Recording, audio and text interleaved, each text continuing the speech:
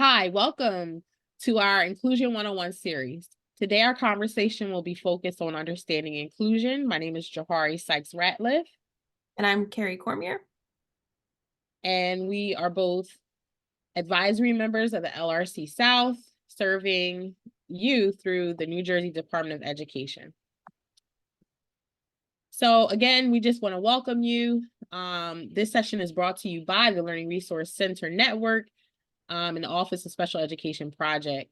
We work on fostering achievement of all children with disabilities, families, and we want to support educational professionals as they pursue their goal of increasing opportunities and improving educational outcomes in special education. And so you'll see here the level of support that we provide, services, as well as professional development. Please visit our website for more information.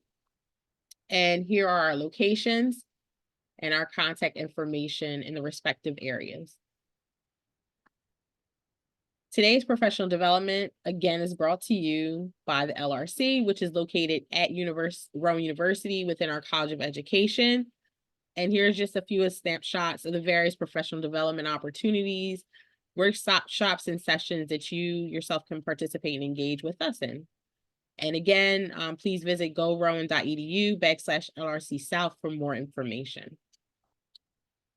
So our agenda for today's session is to first define inclusion, then understand some of the key tenets of inclusion, looking at inclusion at home and in the community, and finally taking an active role in inclusive advocacy. Some of the norms of the LRC South: we encourage the use of strengths-based language and demonstrating a growth mindset. We engage in solution-oriented discussions with open minds. We encourage reflection on what is shared and the seeking of clarification or support when needed. And we stay focused on the topic, actively listen to one another, and ensure all voices are heard. Our goals and objectives for today's video is that families, caregivers, and educators will be able to define inclusion, identify key areas of inclusion, and determine steps they can take to become inclusive advocates for all children. So what is inclusion according to law?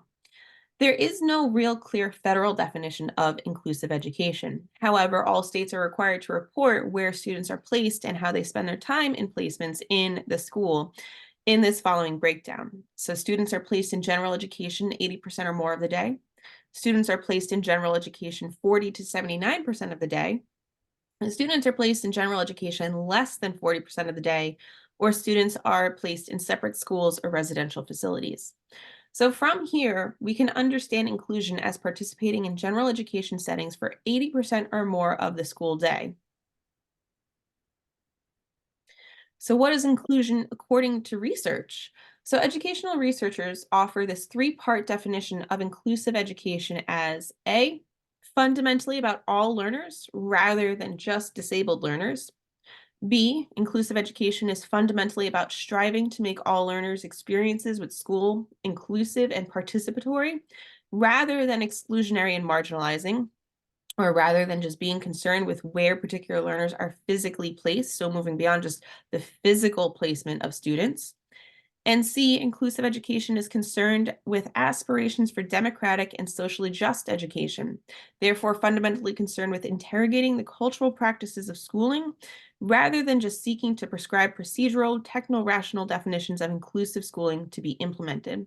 So taking a broader approach in research to what inclusion is. So again, really emphasizing it's not just necessarily where a student is placed, like we saw in the federal definitions, but how a student is made to feel as though they belong in whatever setting they are in.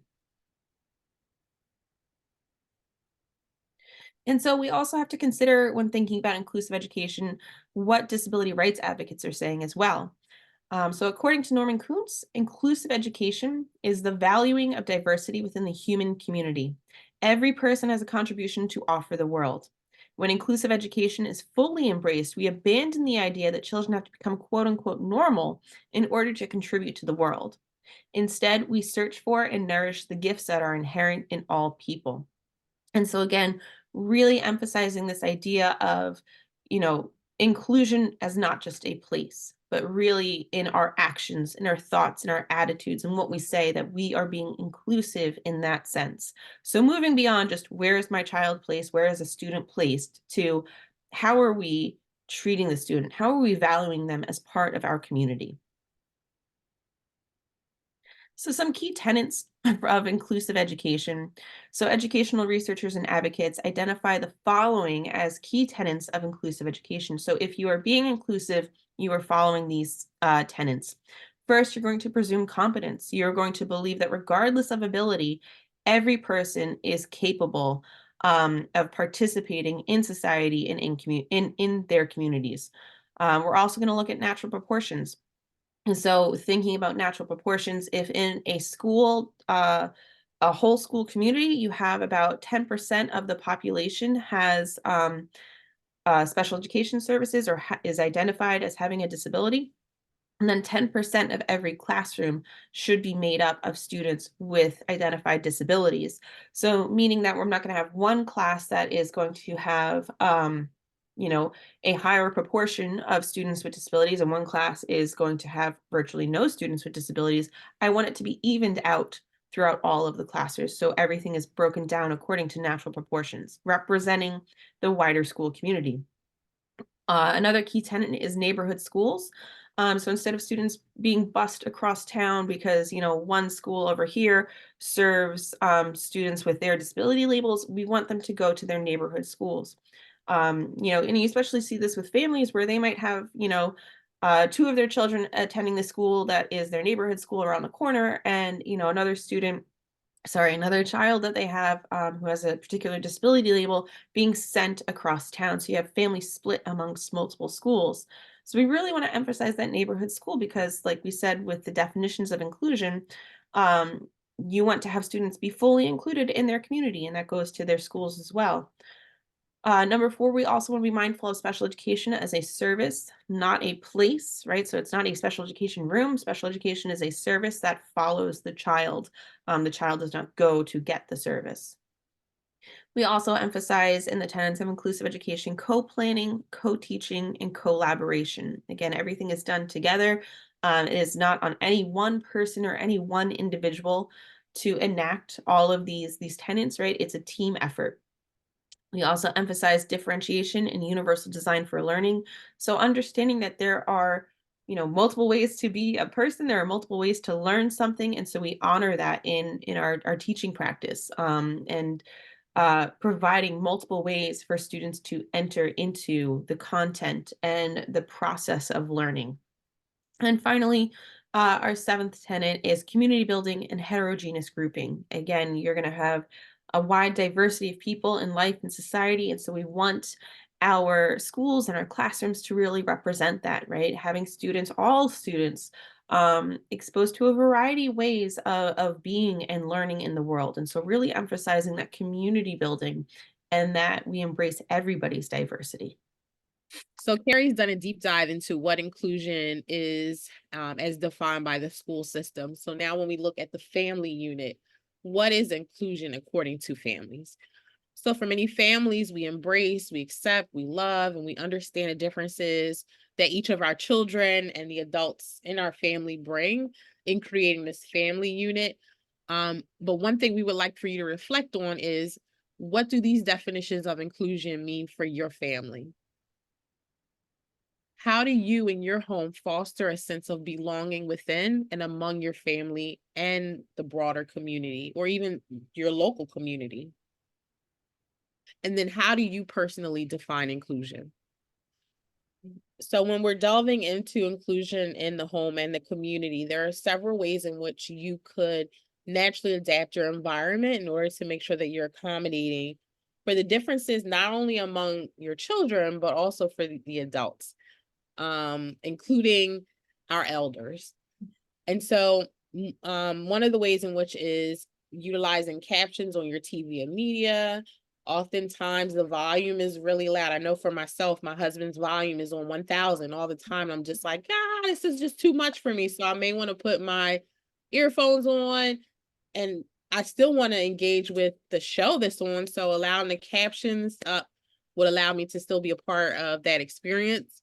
Larger font sizes on phones, adjusting meals for dietary needs and restrictions, ramps and physical modifications around the home, ensuring that spaces are large enough or small enough to accommodate whatever the need is for the family member. Creating a quiet space for sensory breaks, and that's something I think that we all need at some point, to just quiet the noise. And sometimes the noise is just in our head. We just have so much going on, but being able to go to a quiet space and refocus and just reconnect with self is very important, for the adults as much as it is for children. Honoring and understanding all forms of communication. Oftentimes we think of communication as verbal, tell me what you want, tell me what you need, but my body language sometimes will tell you more than my words can. And so being aware that there are multiple forms of communication, tapping into them and being responsive whenever those modes of communications are demonstrated. I think it's also important to advocate about how we are naturally doing many of these things in the home. And so, as parents, as family members, as caregivers, as educators, thinking about how we're inclusive in the home and how we can translate that into the classroom. Yeah. And so, sharing, as parents and family and caregivers, sharing that this is what's working for us at home. How Mhm. can we translate this into the classroom to help our children be successful there? Yeah. And so that leads right into this slide right here, taking an active role at you as the advocate for your child in inclusive advocacy. How can we help our children of all diverse abilities find a sense of belonging? And I would say even a sense of self. It fosters a sense of self. So ask your child, no matter their age, no matter their ability, what are their dreams and their hopes for themselves? What do you want to do? What do you want to be? How do you want to perform in this? What are your aspirations for yourself in that? These can be long-term, short-term goals, whatever it is, but we want to make sure that we're feeding into the value of this sense of belonging. Then develop action plans for how you can help your child to achieve their desired goals. Make sure you're listening their voice in the conversation, and what are some of the actionable things that they feel that they can accomplish or want to attain to do. We want to make sure that it's driven by the child, and you're facilitating how to create this action plan. Read, watch, and follow the work of established disability self-advocates.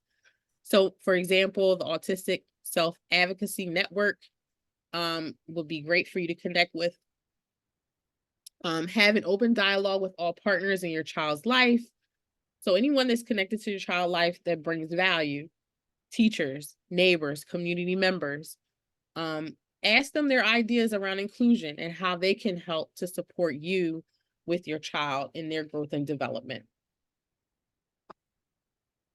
So the key takeaways today is that while there's no clear definition around what inclusion is, researchers and self-advocates have highlighted that inclusion centers around embracing all forms of diversity. There are several key tenets of inclusion that emphasize community-based holistic supports, and advocating for your child should center around your child's goals for their future. We want to thank you. All links and resources shared in the session are provided for informational purposes. Please stay connected with us. If you want to scan the QR code there, take you right to our website for more professional development opportunities, workshops, etc. And here are references that we utilized for this session today. Please connect with us on various social media accounts that we have listed here, and follow us on social media.